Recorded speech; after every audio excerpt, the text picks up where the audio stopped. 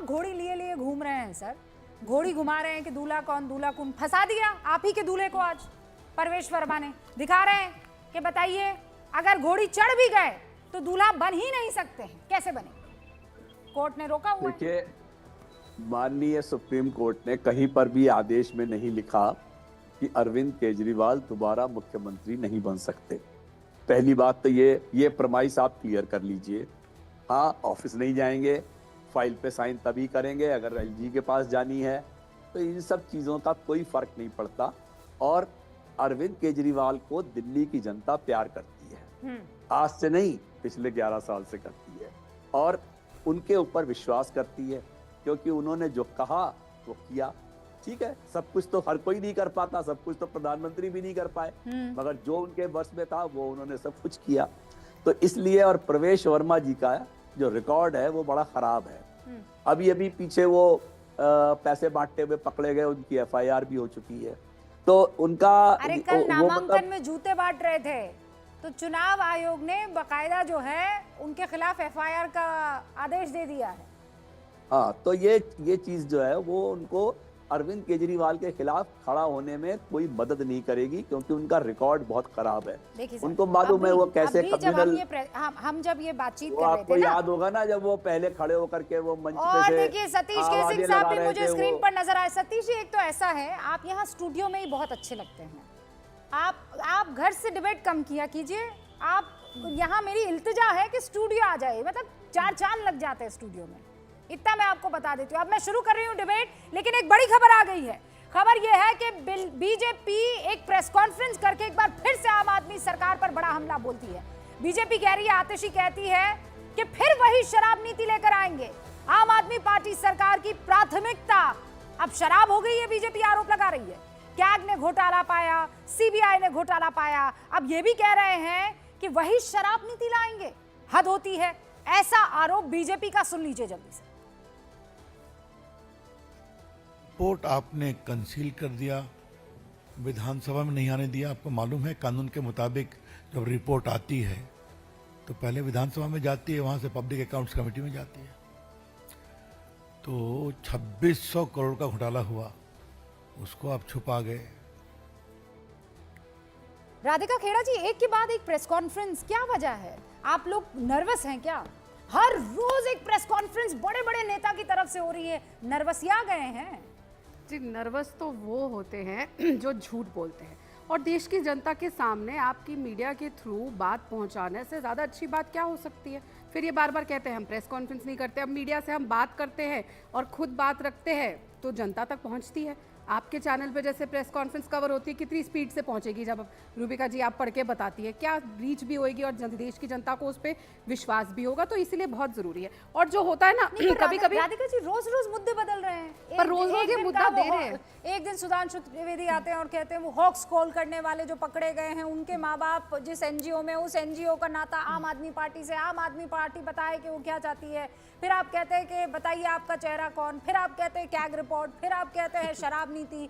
मतलब मुद्दा क्या है? एक स्ट्रॉन्ग मुद्दा होता है ना जिसे पकड़ के अब खड़े हो जाए क्या अब इस वाले पर तो आप तुमको हरा कर रहे हैं। देखिए, केजरीवाल जी ने और उनकी पार्टी ने इतने झूठ के जाल बुने हुए हैं, इतने झूठ के जाल बुने हुए हैं कि मुद्दे ही नहीं खत्म हो रहे। कोई काम के ऊपर तो चर्चा हो ही नहीं पा रही, इनके कामों की क्या क्या कमी है, क्योंकि इतना भ्रष्टाचार, इतना ड्रामा, इतनी गलत नीतियां। हाँ। अब देखिए, पहली शुरुआत जो हुई कि दूल्हा दूल्हा, ये पता नहीं कौन से दूल्हे के बारे में बात कर रहे हैं जो एलिजिबल ही नहीं है। और अगर वो दूल्हा एलिजिबल था तो उस दूल्हे ने इस्तीफा क्यों दिया? पिछली शादी क्यों तोड़ी? क्यों डिवोर्स लेके भाग गए?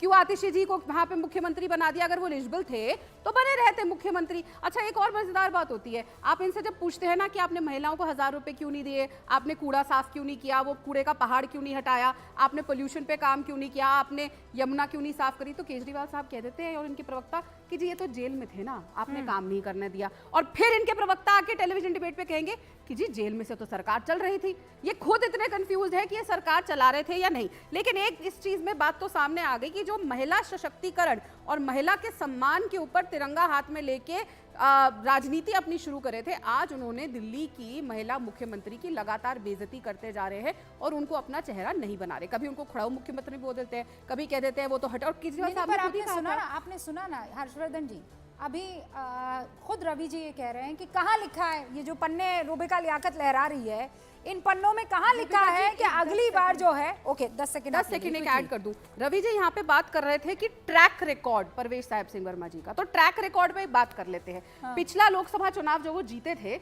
वो देश में ट्रैक रिकॉर्ड ऐसा था कि रिकॉर्ड बनाया गया था, सबसे अधिक वोटों से देश में जीते थे। तो ये ट्रैक रिकॉर्ड है और बौखलाहट आम आदमी पार्टी और केजरीवाल साहब की यही है कि उनकी लड़ाई उस व्यक्ति से है जिसने लोकसभा चुनाव में, अपने पिछले चुनाव में आपका ऐसा रिकॉर्ड बनाया था। तो फिर पैसे क्यों बांटने पड़ रहे हैं मैडम? क्यों घर पे बुला बुला के आप पैसे बांट रहे हैं महिलाओं को? क्यों आपको जूते बांटने पड़ रहे हैं नामांकन करते वक्त? जल्दी से क्विकली ये बता दीजिए अगर ऐसा है तो।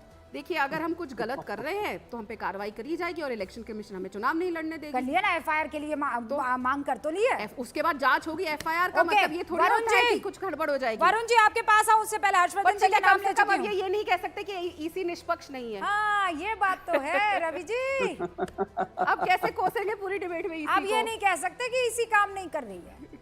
अरे वो तो कॉस्मेटिक है दिखाने के लिए, वो मतलब पैसे बट गए और क्या क्या नहीं हो गया यहाँ पर। आपने सब देखा है, दिल्ली की जनता ने देखा है, बीजेपी ने कौन सा हथकंडा नहीं लगाया यहाँ पर एक बात विश्वास रखिए, ना आपके पास दूल्हा है, ना आपके पास में मुद्दा है, ना आपके पास में विजन है। आपके पास एक ही काम है कि रोज मुद्दा बदलिए। दूल्हे को ढूंढ रहे हैं, आपके बगल में वो दूल्हा है, लेकिन क्या सेहरा उस दूल्हे के सर पर होगा, बड़ा सवाल है। और इसलिए नहीं क्योंकि कोर्ट के आदेश हैं। तो क्या मतलब अगर चुनाव जीत जाते हैं हर्षवर्धन जी, तो ये केजरीवाल वो केजरीवाल नहीं रहेंगे, अंजू बन जाएगी संजू। देखिए रूबिका जी, सबसे पहले तो ये कि मुझे लगता है कि चूंकि आप जिस नज़रिए से देख रहे हैं या हम लोग जो बात कर रहे हैं वो चूंकि सर्वोच्च न्यायालय ने कह दिया, तो इतनी तो सामान्य शर्म होनी चाहिए कि जिस व्यक्ति को कार्यालय जाने की इजाज़त न हो, जिस व्यक्ति को कार्यालय से जुड़े हुए जो संविधान अधिकार देता है वो काम करने की इजाज़त न हो, मुख्यमंत्री नहीं बन सकता है। अब क्या सर्वोच्च न्यायालय के लिए अरविंद केजरीवाल महत्वपूर्ण है, क्या नहीं है? जो मामला आया वो महत्वपूर्ण है और उस मामले में जो व्यक्ति गंभीर रूप से आरोपी है उस पर सर्वोच्च न्यायालय ने कहा कि भाई तुम मुख्यमंत्री की कुर्सी पर हो, तुम्हें जमानत मिल रही है, लेकिन न तो तुम कार्यालय जा सकते हो, न कोई कार्यालयीन काम कर सकते हो। अब इससे आगे की बात, ये नैतिकता होती है, लेकिन क्या राजनीति में या विशेष करके केजरीवाल जी में कोई नैतिकता बची है? ये दिल्ली में हर कोई जानता है, जो कहते थे कि हम कुछ नहीं लेंगे अब सब ले रहे हैं। पहले दूसरी पार्टियां भी ऐसे करती थी, अब केजरीवाल कह के आए थे कि हम इन सबसे अलग हैं, अब तो उनसे भी आगे दिख रहे हैं, ऐसा ज्यादा दिख रहे हैं कि दूसरी वाली पार्टियां अब थोड़ा शर्म में हैं। और सबसे ज्यादा महत्वपूर्ण बात, कम से कम आप दूल्हा वाली कैंपेन चलाने से पहले अपना तो दूल्हा तय करके बताते। ये सचमुच दिल्ली के लोग, मैं ये नहीं कह रहा हूं कोई भी बने, ये तो पार्टी का अधिकार होता है ना कि तय है हमारा दूल्हा, नहीं हम कैसे कोर्ट में तय लड़ रहे हैं। आप कैसे तय कर सकते? आप बता दीजिए ना, आप कहिए कि अरविंद केजरीवाल ही मुख्यमंत्री होंगे, ठीक है, ये चाहे